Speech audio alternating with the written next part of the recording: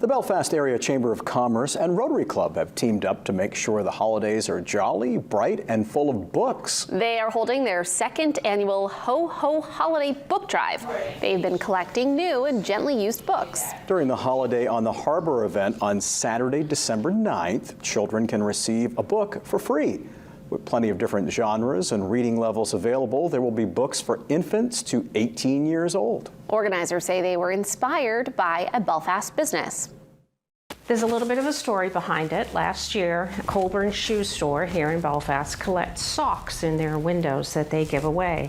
And I was inspired by that and created a book window so that we might give away a book to every child who came to see Santa at the Holidays on the Harbor event. We really want to make sure that every child has a book in their home that they can read. There's nothing better than having a book. You can donate books until Friday, December 8th. To do so, visit the Belfast Chamber Visitor Center at 14 Main Street.